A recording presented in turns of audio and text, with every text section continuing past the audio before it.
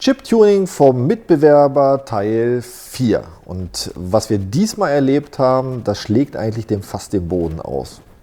Aber seht selbst.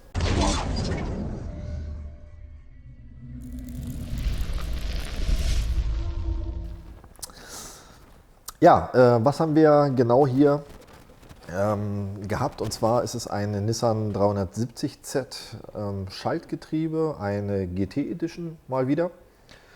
Und der Fahrzeuginhaber kam zu uns, hat gesagt, er bräuchte mal eine Abstimmung. Wir wussten zu dem Zeitpunkt nicht, dass angeblich jemand dran war. Oh, jetzt nehme ich schon was vorweg, oder? Folgendes Setup erstmal. Es waren Cuts verbaut, die hat der Kunde bei eBay gekauft. Wir haben uns die mal auf der Hebebühne angeschaut und waren etwas erschrocken, was die Größe angeht. Ich dachte, die waren irgendwie aus einem Moped oder aus einem 1.6er Honda oder was. Ich habe keine Ahnung. Also wir blenden das Bild mal eben ein. Die Cuts hatten einen Außendurchmesser von 88 mm. An der dicksten Stelle wohlgemerkt. Ja? Also nicht das Rohr davor oder dahinter, sondern wirklich der Cut selber. Und dahinter kam eine Nvidia Gemini, alles schön und gut. Und das war es eigentlich schon vom Setup. Ja, dachten wir uns, okay, das ist ja bis auf die Cuts jetzt nicht so ganz so geil, aber schauen wir mal, was rauskommt.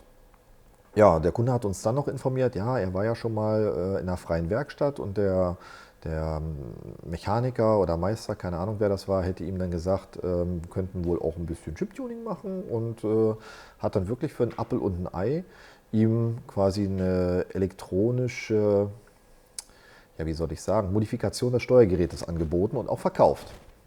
Das heißt also, der Kunde hat dafür Geld bezahlt auch und ist damit dann halt auch gefahren. So, und mit diesem Setup letztendlich ist er bei uns aufgeschlagen und wir haben uns das dann erstmal in der Eingangsmessung genau angeschaut und die gucken wir uns jetzt erstmal an. So, wir sitzen jetzt im Fahrzeug und wollen natürlich auch schon mal schauen, was wir jetzt hier an der Zeit kriegen für eine 100-200-Messung. Noch mit der Software, die hier quasi drauf ist. Und loggen gleichzeitig auch nochmal mit, um die Daten nochmal zu überprüfen, was Vorzündung angeht, Benzin-Luftgemisch und noch so ein paar andere Variablen. Das schaue ich mir mal an. Ich habe jetzt während der normalen Fahrt schon gesehen, dass jetzt gar nicht so eine riesen Abweichung da ist, was Benzin-Luft angeht. Also der Korrekturwert ist eigentlich annähernd 0. Und von daher vermute ich, dass dort halt entweder nur die Volllast-Kennlinie geändert worden ist oder diverse andere Sachen, die den Teillast oder den normalen Schiebebetrieb nicht beeinflussen. Aber das werden wir gleich nochmal feststellen. Also geht es jetzt erstmal in die 100-200-Messung.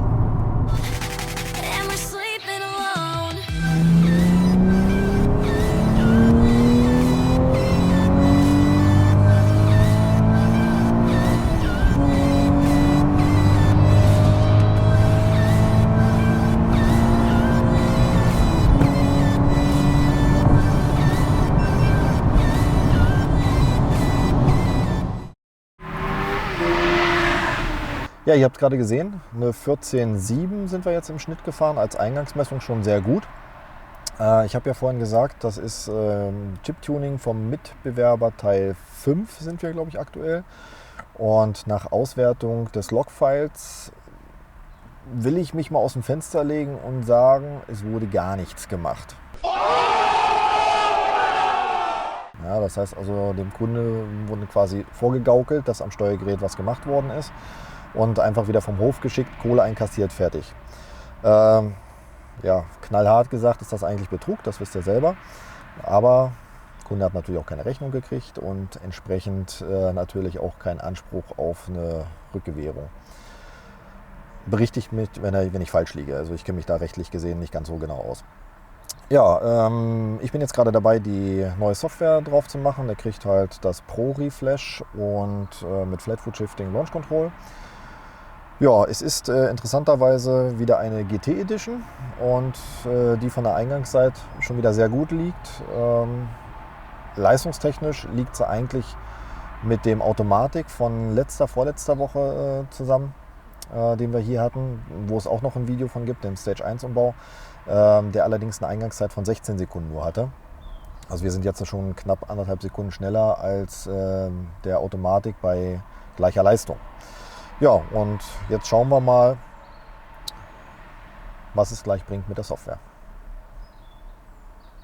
Bei herrlichen 27 Grad cruisen wir mit 90 über die Autobahn und suchen eine Lücke. Wo wollen die alle hin? Hier geht es doch nur nach Holland. Da gibt es nur Käse und Kaffee.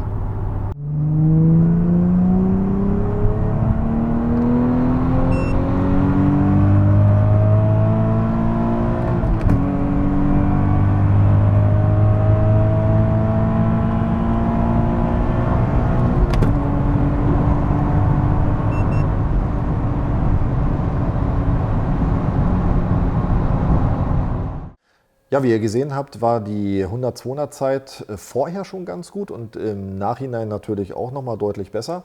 Liegt wahrscheinlich tatsächlich an diesen GT Edition Versionen, also das ist schon auffällig, möchte ich sagen, dass die besonders gut laufen. Also wer eine hat, herzlichen Glückwunsch. Wir waren heute Morgen schon mal auf dem Leistungsprüfstand, um dann das angebliche Chip-Tuning halt mal zu prüfen mit dem Setup und werden jetzt auch nochmal auf den Prüfstand fahren und beide Kurven auch mal übereinander legen. Also ihr seht jetzt gleich zwei Kurven. Die rote untere Kurve wird dann wahrscheinlich die Eingangsleistung sein und ich vermute mal ganz stark, dass eine darüber liegen wird. Das ist dann unsere Abstimmung, das ist dann die Ausgangsleistung. Also schaut es euch an.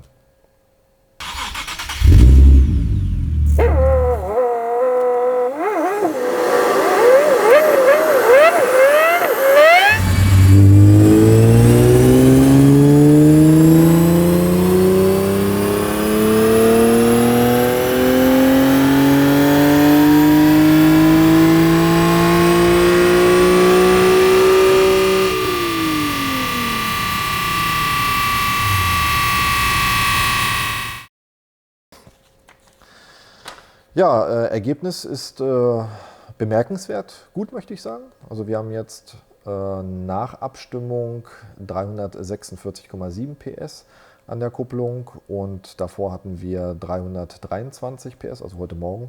Das heißt also 23 PS mehr bei ziemlich genau der gleichen Drehzahl, 7350 Umdrehungen.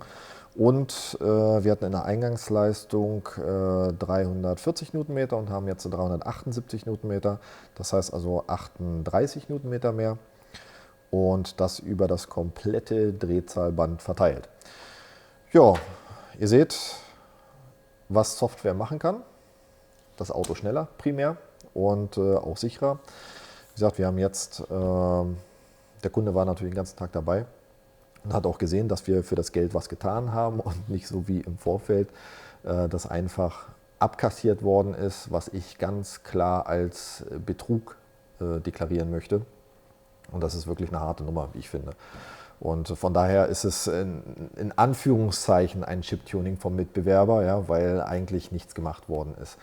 Ja, so viel dazu. Also wer es richtig haben möchte und wer auch einen Nachweis haben möchte, dass was gemacht worden ist, der sollte dann halt auch mal zu uns kommen, weil bei uns seid ihr auf der sicheren Seite, dass es vernünftig gemacht wird. Ja, ich hoffe, ihr lernt vielleicht auch daraus und ich wünsche euch viel Spaß mit dem Video. Wenn ihr Fragen habt, schreibt es in die Kommentare. Ansonsten liken, teilen, kommentieren und bis zum nächsten Video. Euer Tino. It's dark down below.